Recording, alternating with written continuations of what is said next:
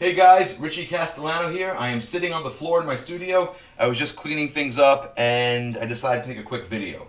I recently posted a video about my new Line 6 Helix Rack unit, which you can see here, and how I use that with my studio gear.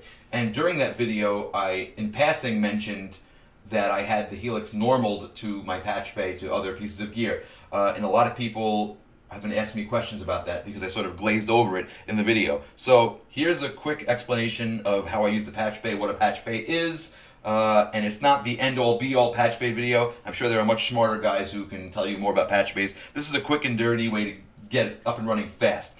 So, okay, do you need a Patchbay is the first question. Okay, if you have a studio setup where you have one interface and your keyboard's always plugged into channel 1 and your guitar's always plugged into channel 2 and your mic's always plugged into the mic preamp and you never unplug things, you don't need a Patchbay. It's overkill for you because you're not moving anything. You're not constantly patching things. But if you're a guy like me who keeps adding more gear and you have to constantly go behind your mixer and unplug things and replug things in and take stuff out of the interface and you're patching in different keyboards or different guitars or effects units or whatever, then you probably need a Patchbay. So this is a Patchbay. There's 24 channels here with 2 rows. The top row represents outputs and the bottom row represents inputs. What a Patchbay does is it brings every single output and input in your studio to one central location here. So you don't have to constantly keep going behind things and patching. And also you don't have to get long cables if your synthesizer's all the way over here and your mixer's all the way over here. This brings it all together and you can use these short little cables here. There's a lot of planning that goes into figuring out where you're going to be putting things, a lot of strategy. And I spend a lot of time doing that when I build a studio of how is the Patchbay going to be laid out. You can add as many of these units. I have 2 here. You can add as many as you need to accommodate your gear. I managed to squeeze all of my gear into 2 Patchbays. Now, like I said, this is a 1/4-inch Patchbay, so this takes regular 1/4-inch cables. But if you have even more gear, you might want to get these professional Patchbays that have these smaller connectors, and there's 48 of them. Those need to be soldered in the back. This is plug and play, just uses regular 1/4-inch cables. That's it. Very easy to set up. On my Patchbay, I have the bottom row here, this row of inputs. These are all plugged into the inputs on my mixer. So behind there's a 1/4-inch cable for each one of these holes that goes into the input of my mixer. So basically, it's like an extension. If I were to plug a cable into here, it's plugging directly into my mixer. Okay, great. However, with these output holes over here, I have the output from various pieces of gear that I have. So for example, my Helix is on 5 and 6. So behind this, I have a 1/4-inch cable going from here to Helix left, Helix right. Now the cool thing about a Patchbay is if you have an output over an input, it automatically connects without you having to make the connection physically. So I don't need to do this. I don't need to do that because it's being done internally. So watch this. So I told you that my Helix is here and mixer inputs 5 and 6 are here. So now let's go look at my mixer. Now check this out. Look at channels 5 and 6.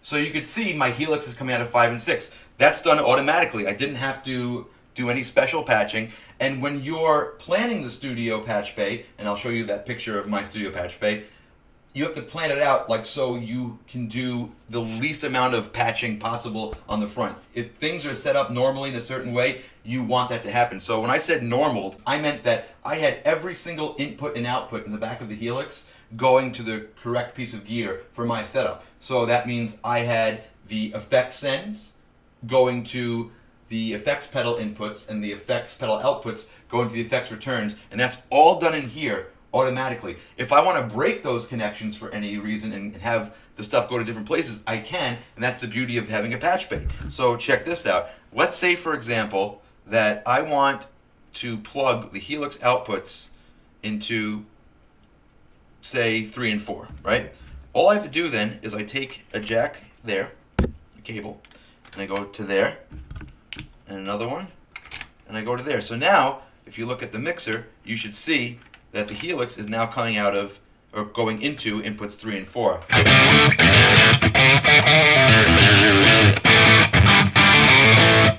But wait a minute, now it's coming out of all 4 channels.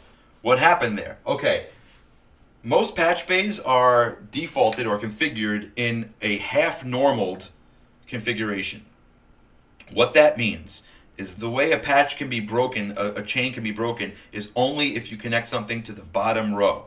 So if you don't have anything connected to the bottom row, like here for example, then you get like a Y cable effect where, or a splitter effect, where the signal on here will still remain here and will go here as well. So if you look, see how it's coming out of all 4 channels?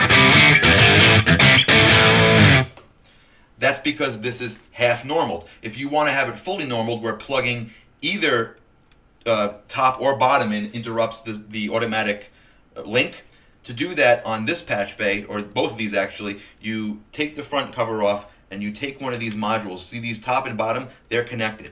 You take them out and you flip them upside down, and you plug it right back in, and then that is fully normaled. And when you have something fully normaled, it interrupts it when you plug into here or here, either way. So if you, just for example here, let's say I had something else going into channel 5 and 6. Let's say I needed to move things around for whatever reason. So I'm just going to plug 2 cables in there for now. Now look at the mixer.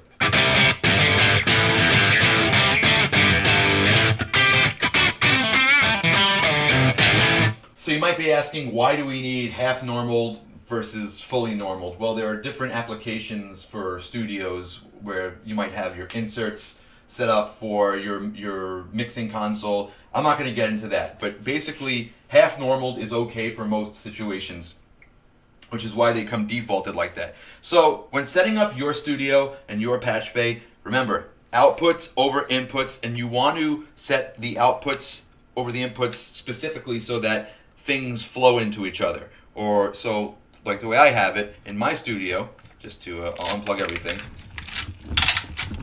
In my studio, 5 and 6, that's my guitar. And 3 and 4, that's my keyboard. So that's how you want to think of things, just how you want things to be set up automatically without you having to take out any of these little patch cables. That's how you want your patch bay to be set up. I hope I answered your questions. Please leave questions, comments. Remember to like and subscribe, and hopefully I'll get more of these videos out to you guys. Thank you for watching. Thanks for watching this video. To see even more videos, make sure you subscribe to this channel. If you'd like to interact with me on social media, please follow my Facebook, Twitter, and Instagram accounts. If you like podcasts, check out my show Band Geek on the Riotcast Network.